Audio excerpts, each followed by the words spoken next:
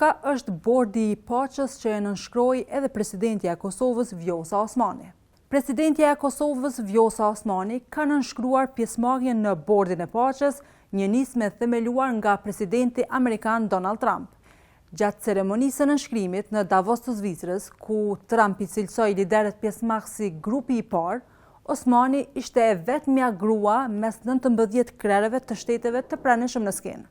Krahas SBA-s, vendet që nënshkruan në ditën e themelimit të këtij bordi pas Kosovës janë Argentina, Armenia, Azerbajxhani, Baherini, Bullgaria, Emiratet e Bashkuara Arabe, Hungaria, Indonezia, Jordania, Katari, Kazakistani, Maroku, Mongolia, Pakistani, Paraguay, Arabia Saudite, Turqia dhe Uzbekistani. Trump pretendoi se interesi për të qenë pjesë e bordit është i madh, duke përmendur se janë 59 vende që mbështesin përpjekjet për paqe në lindjen e mesme.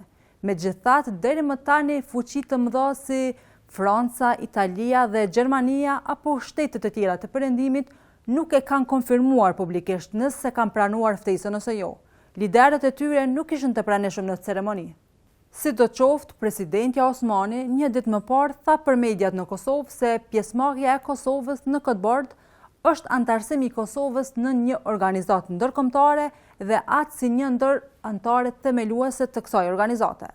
Një zhvillim do të thoja i një rëndësie historike për Republikën e Kosovës.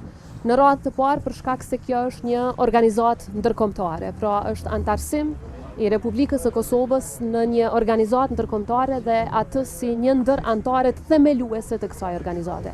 Në radhë të dytë për shkak se kjo organizatë themelohet nga Shtetet e Bashkuara të Amerikës, aleati ynë strategjik, dhe në radhë të tretë për shkak se SBA-t ka përzgjedhur pikërisht Kosovën në mesin e disa shteteve që janë anëtare themeluese, duke pasur parasysh përvojën e Kosovës në shtet ndërtim. Në anën tjetër, lidhur me raportimet e mediave ndërkombëtare se Trump kërkon $1 miliard për antarësim të përhershëm në bord, pra është fjala për shtet, presidentja tha se nuk i është kërkuar një gjë e tillë në dokumentacionet dhe ftesën që ja ka dërguar. Tillë nuk është përmendur në dokumentacionin që na është dërguar, ju e keni parë edhe vetë ftesën, por edhe në dokumentacionin përcjellës nuk përmendet çështja e ndonjë pagese, i lihet shteteve që këtë gjë ta bëjnë në mënyrë vullnetare.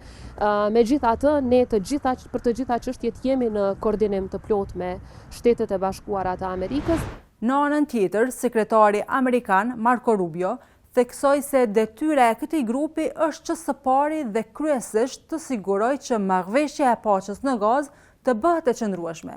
Pas kësaj, sipas Rubios, bordi mund të zgjerojë fokusin duke shikuar edhe ka vende tjera. Ky bord fillimisht kishte për qëllim që të ndihmonte përfundimin e luftës shkatërruese në Gazë, por tani shihet me rol më të gjerë derisa Europa dhe disa vende kanë frikë se mos do t'i rivalizoj apo minoj Kombet e Bashkuara. Trump, i cili do të kryesoj bordin, tha se grupi me pjesëmarrje të liderëve do t'i adresoj sfida tjera globale për te Gazës, duke shtuar se nuk synon që bordi të jetë zëvendësim për OKB-n. Këshilli i Sigurimit të Kombeve të Bashkuara e ka mbështetur zyrtarisht krijimin e bordit të paqes përmes një rezolute të hartuar nga SBA-ja në nëntor të vitit 2025, duke i dhënë këtij mekanizmi peshë dhe legjitimitet ndërkombëtar. Ky bord, sipas raportimit të mediave kredibile ndërkombëtare, do të ketë funksione të ndërtimit të paqes në përputhje me të drejtën ndërkombëtare. Megjithatë, raportime ndërkombëtare theksojnë se Trump do të ketë fuqi të gjera ekzekutive, përfshirë veton ndaj vendimeve dhe largimin e anëtarëve.